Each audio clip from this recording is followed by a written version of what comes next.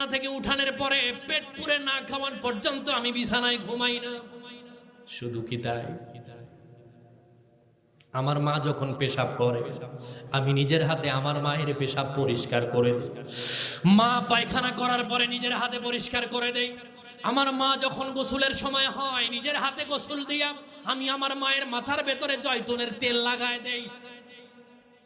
শুধু কি তাই, প্রচন্ড শীতের ভেতরে আমার মাকে কোলের ভেতরে নিয়ে, মা যেরকম ছোট্ট বাচ্চাকে কোলে নিয়ে রৌদ্রের তাপে নিয়ে যায়, আমি আমার বার্ধক্য উপনীত মাকে আমি আমার কোলের ভিতরে নিয়ে রৌদ্রের আলোতে নিয়ে যাই।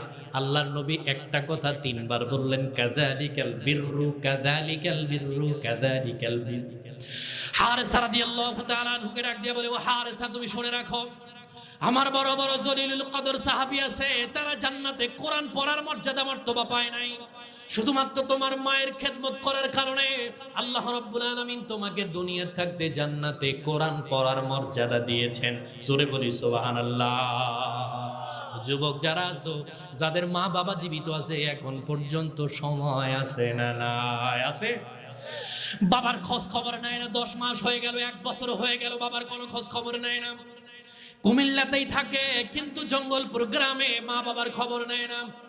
কিন্তু যখন মরে যাওয়ার সময় হয়, মাতৃভান্ডারের মিষ্টি রঘুপুরের দই নিয়ে আসে বাবার জন্য, মায়ের জন্য। কিন্তু ওই সময় বাবার আর খাওয়ার মতো কোনো অনুভূতি থাকে না। ঠিক না? জোরে বলেন নাই? আল্লাহ রাব্বুল আলামিনের হাবিব ডাক দিয়া বলে, তোমরা শোনো, তোমার বাবা মরে যাবার পরে তুমি তোমার বাবার গোসলটা শুধু মরার পরেই দিবে না, মরার আগেও দেন। ও বন্ধু, তোমার বাবাকে হোন্ডার পিছনে তুলে কুমিল্লার সব থেকে ভালো রেস্টুরেন্টে খাওয়ার জন্য নিয়ে যাও। তোমার হোন্ডার পিছনে ওঠার পরে তোমার বাবা তোমার জন্য মনে মনে দোয়া করবে, মালিক, আমার সন্তান আমাকে এতটা মহাব্বত করে, এত এত ভালোবাসে, আজকে তিনি হোন্ডার মালিক, তুমি তারে প্রাইভেট কারের মালিক বানায় দাও। আল্লাহ তাআলা ডাক দিয়ে কয়, লা হিজাবা বাইনাহু ওয়া বাইনাল্লাহ। তোর বাবা যে তোর হোন্ডার পেছন থেকে আমার জন্য দোয়া, আমার কাছে দোয়া করেছে, তোর বাবার দোয়ার ভিতরে আর আমার কাছে কোনো পর্দা ছিল না। সুবহানাল্লাহ। আল্লাহ তাআলা তার দোয়াকে কবুল করে নিয়েছে। আল্লাহ রাব্বুল আলামিনের হাবিব এবার ডাক দিয়ে বলে, শোনো, মৃত ব্যক্তিকে যখন গোসল দেওয়া হবে, গোসলের পরে এবার কাফন দেওয়া হবে, ঠিক না? আয়েশার প্রশ্ন, একটা কথা বলছি আর একটা বলি নাই। খারাপ সময় হলো গায়ের থেকে যখন জামা কাপড় কি নিয়ে যায়, খুলে নিয়ে যায়। আল্লাহর হাবিব এবার ডাক দিয়ে বলে, আয়েশা রে শোনো, মৃত ব্যক্তিকে গোসল দেওয়ার পরে কাফনের কাপড় পরানোর পরে যেই ব্যক্তি আল্লাহর কাছ থেকে ক্ষমা নিয়ে মরেছে, তার চেহারাকে আল্লাহ জান্নাতি চেহারা বানায় দেয়। এবার তাকে জানাজার নামাজের দিকে নিয়ে যাওয়ার পালা না? আল্লাহর হাবিব ডাক দিয়ে কয়, তোমার বাবার জানাজার নামাজের সামনে তুমি যখন নিজে দাঁড়াও, আল্লাহর হাবিব সাল্লাল্লাহু আলাইহি ওয়াসাল্লাম তিনি ডাক দিয়ে বলে, শোনো, নিজের সন্তান যখন মা বাবার জানাজার নামাজ পড়ায়, জানাজা পড়াতেন, চোখের পানি সন্তানের নাকে রাগায় আসার আগে আগে আল্লাহ তার মা বাবার জীবনের সব গুনাহগুলিকে মাফ করে দেয়। সুবহানাল্লাহ। কিন্তু আফসোসের বিষয় হলো, সন্তান আমার জানাজা পড়াবে দূরের কথা, নিজেই জানাজা পড়তে গিয়ে ঈদের নামাজ পড়ে বাড়িতে আসে নাই। হাসেন কেন? বাস্তব কিনা জোরে কম। ঈদের নামাজ পড়তে গিয়ে জানাজা পড়ে বাড়িতে আসে, জুমার নামাজ কয় রাকাত তাও জানে না, ফজরের নামাজ তো খবরই নাই। আছে না? না। আপনাদের সামনে এবার আমি একটু বাস্তব কথা বলে তারপরে সামনের দিকে যাব। আপনার বাবা কোটিপতি মানুষ ছিল, এই গ্রামের যিনি কবর ঘরে তিনি কিন্তু কোটিপতির ছেলে নয়। ঠিক কথা কানে কেন? ঠিক কিনা? গ্রাম অঞ্চলে যারা কবর করে আপনার বাবার জন্য, মায়ের জন্য, বিবির জন্য, আপনার নিজের জন্য, সে কি বড় লোকের ছেলে? কথা বলেন না কেন? বড় লোকের ছেলে? আপনার এলাকার চেয়ারম্যান কোনোদিন কারো কবর খুঁড়ছে? মেম্বার কোনোদিন খুঁড়ছে? এমপি খুঁড়ছে কোনোদিন? কিন্তু আশ্চর্যের বিষয় হলো, বাবা মরে যাওয়ার পরে ওই ব্যক্তির কোনো খোঁজ খবর নাই। আপনার বাড়িতে বিয়ের অনুষ্ঠান হলে বড় লোক আগে দাওয়াত পায়, আপনার বাবার যে কবর করেছে তার কোনো খোঁজ খবরই থাকে না। ঠিক না? আল্লাহ রাব্বুল আলামিনের হাবিব আপনার ডাক দিয়ে বলে, কবরের দিকে নিয়ে যাওয়ার পালা। এখন বিশ্বাস করবো? 2-4 মিনিট শেষ করবো না, আমার টোকন নেই।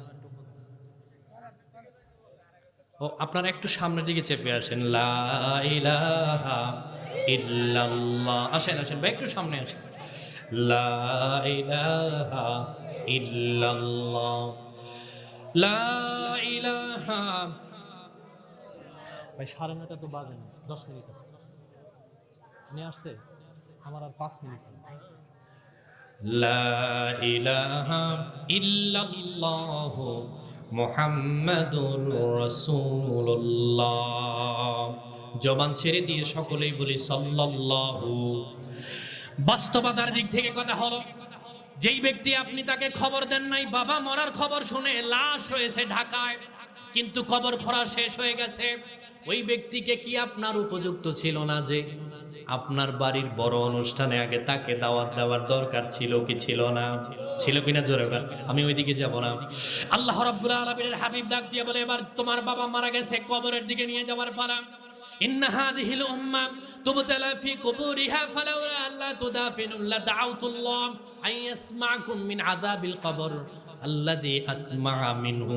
আল্লাহর নবী ডাক দিয়ে কয়, শোনো, পৃথিবীর কোনো মা বাবার সন্তান মারা যাওয়ার পরে ওই ব্যক্তিকে কবরে রাখার আগে তার মা বাবাকে সন্তানের কবরের আযাব সম্পর্কে যদি দেখানো হতো, ফালাউলা আল্লাহ তুদাফিনুন, পৃথিবীর কোনো মানুষ তার সন্তানকে কবরের ভিতরে দাফন করতো না। আল কবরু আউয়ালা মানজিলিম মিন মানাজিলিল আখিরাহ ওয়াল কবরু ওয়াফজাউ মিনহু। আল্লাহর নবী ডাক দিয়ে কয়, জাহান্নামের প্রত্যেকটা কন্ডেম সেল আল্লাহ আমাকে ঘুরিয়ে দেখিয়েছেন, কবরের মতো ভয়াবহ জায়গা আমার চোখে আর আমি দেখি না। আল্লাহ রাব্বুল আলামিনের হাবিব আবার ডাক দিয়ে বলে, কবরের দিকে নিয়ে যাওয়া হবে বান্দাকে। কবরে নামানোর পরে ওই ব্যক্তি চিন্তা করে, যারা তাকে খাটিয়া বহন করে কবর পর্যন্ত নিছে, তারা হয়তো তার কবরের দেশে যাবে। আসলে কি যায়? কথা কয় না কেন, যায় না। কবরের ভেতরে নামানোর পরে ওই ব্যক্তিকে যখন একজন একজন করে উপরের দিকে উঠতে শুরু করে দেয়, ওই ব্যক্তি তখন বুঝতে পারে এই কবরের ভেতরে আমার আল্লাহ আর আমার নবী ছাড়া আমার সাহায্যকারী আর কেউ নাই। ঠিক না? বলেন, কবরে প্রশ্ন হবে কয়টা? জোরে বলেন না, কয়টা? 3টা প্রশ্ন হবে। প্রশ্ন আল্লাহ বলে দিয়েছেন, জবাবও বলে দিয়েছেন। কিন্তু মুসলিম শরীফের হাদিস হলো কবরে প্রশ্ন হবে 4টা। একটা হলো মনস্তাত্ত্বিক প্রশ্ন, সাইকোলজিক্যালি টেস্ট। কথা বুঝতেছেন আপনারা?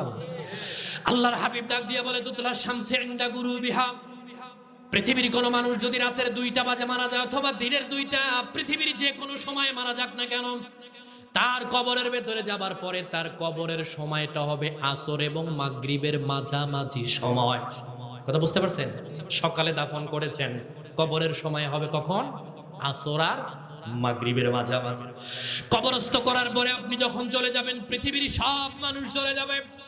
আল্লাহর নবী ডাক দিয়া কয়, ফায়াতিহি মালাকান, 2জন ফেরেশতা তার কবরের ভেতরে ঢুকবে। ফায়াজলিসানিহি, তাকে কবরের ভেতরে উঠাইয়া বসানো হবে। ওয়াইফসাহু আইনাইহি, কথা বুঝতেছেন? উনি এরকম চোখ কসলাবে, সামনের দিকে তাকাবে। তুতলা শামসি ইনদা গুরুবিহা, সূর্য ডুবু ডুবু ভাব, তার মানে আসরের নামাজের সময় শেষ, মাগরিবের নামাজের সময় শুরু। ফায়াদলিসানিহি, তাকে কবরের ভেতরে বসানোর পরে জিজ্ঞেস করা হবে, ফায়াকুলানি লাহু মার রাব্বুক, বলো তোমার রবকে, তোমার রবকে। ওই ব্যক্তি চোখ কসলাইয়া সামনের দিকে তাকাবে আর ডাক দিয়ে বলবে, তোমরা কারা?